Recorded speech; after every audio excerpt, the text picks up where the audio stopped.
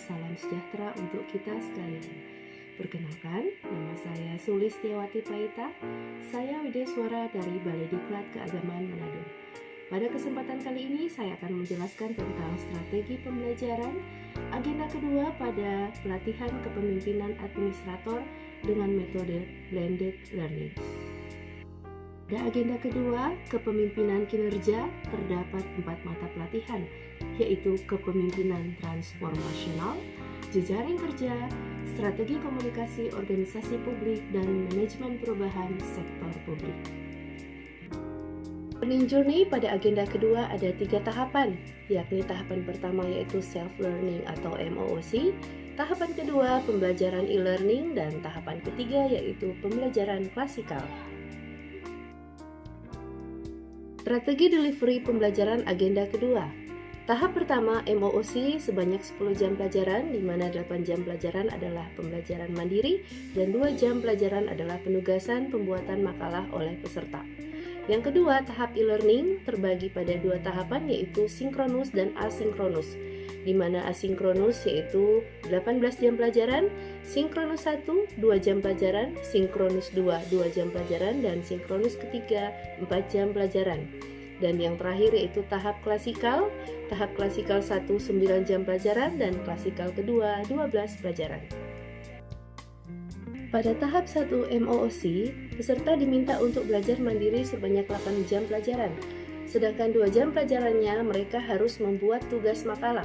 Makalah di sini bukan ringkasan materi, tetapi makalah merupakan isu-isu yang mereka analisis dari unit kerjanya masing-masing terkait dengan modul yang telah dipelajari pada agenda kedua. Setelah pembelajaran MOOC, peserta akan masuk pada tahap e-learning. Pada pertemuan sinkronus 1 sebanyak 2 jam pelajaran, kita akan melakukan brainstorming, kemudian akan berdiskusi siapa tokoh transformational leader bagi peserta, kemudian akan melakukan overview model 1, lalu lanjut pada presentasi makalah sebanyak 3 orang peserta, lalu akan menjelaskan tugas asinkronus yaitu penugasan individu dan kelompok serta merangkum bersama.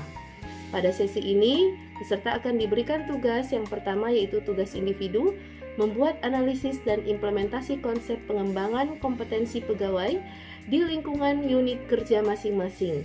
Lalu yang kedua, mereka akan diberikan tugas kelompok yaitu membuat peta jejaring kerja dan implementasinya dengan mengutamakan jejaring kerja yang ada di lingkungan kelompok peserta.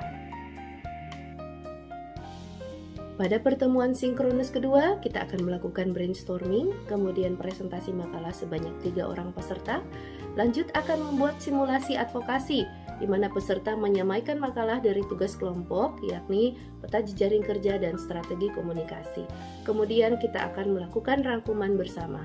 Pada sesi ini, peserta diberi penugasan individu, yakni mereka harus menganalisis organizational future instansi masing-masing dengan menggunakan analisis serta kaitannya dengan pencapaian indikator kinerja utama atau IKU dan Renstra organisasi. Pada pertemuan sinkronus ketiga sebanyak 4 jam pelajaran, kita akan melakukan brainstorming, kemudian akan melakukan overview modul keempat, lalu lanjut dengan presentasi makalah peserta sebanyak 4 orang peserta, lalu kita akan melakukan simulasi webinar, di mana peserta memaparkan tugas individu yang telah diberikan di pertemuan sinkronus kedua, yakni hasil analisis organizational future. Kemudian kita akan merangkum bersama dan selanjutnya akan menjelaskan kegiatan pada pertemuan klasikal. Pada sesi ini, peserta akan diberi penugasan individu, yakni peserta harus mencari studi kasus smart governance. Peserta akan diminta mencari dari berbagai sumber, bisa berita, video, dan lain-lain, lalu melampirkan link sumber beritanya serta menganalisis kasus tersebut sesuai dengan apa yang sudah dipelajari pada modul keempat. Setelah peserta menyelesaikan pembelajaran e-learning, mereka akan masuk pada pembelajaran klasikal. Pada pertemuan klasikal pertama sebanyak 9 jam pelajaran. Itu dibagi pada 3 sesi, yaitu sesi yang pertama kita akan melakukan pembahasan tugas distance learning, kemudian melakukan diagnosa masalah organisasi dan solusi kreatif dalam peningkatan kinerja organisasi, Kemudian dari hasil pembahasan tersebut, peserta dari masing-masing unit kerja menyiapkan bahan pertanyaan yang akan ditanyakan pada saat melakukan studi banding virtual. Pada sesi kedua, mereka akan melakukan studi banding virtual model kepemimpinan transformasional. Lalu pada tahapan ketiga akan ada diskusi kelompok, yaitu lesson learn dari studi banding virtual, serta diskusi kelas besar tentang bagaimana caranya menjadi seorang pemimpin yang transformasional pada inspirational stage.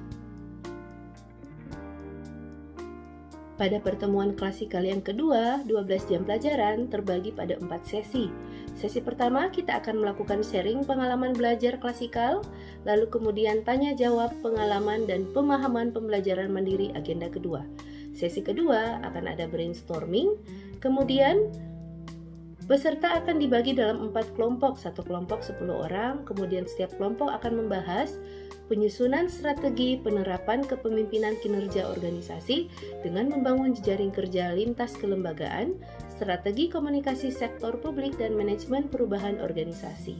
Pada sesi ketiga kita akan desain seminar, di mana seminar berjudul Strategi Penerapan Kepemimpinan Kinerja Organisasi dengan membangun jejaring kerja, lintas kelembagaan, dan strategi komunikasi sektor publik. Pada sesi keempat, akan ada penerapan dan evaluasi modul 1, 2, 3, dan 4, dan juga tantangan serta solusinya, serta penguatan agenda kedua, mengembangkan kompetensi kepemimpinan kinerja, future leaders, what's next, dan diskusi kelompok. Dan terakhir itu paparan dan tanya jawab. Demikian penjelasan strategi pembelajaran agenda kedua, pelatihan kepemimpinan administrator. Terima kasih. Assalamualaikum warahmatullahi wabarakatuh dan selamat pagi.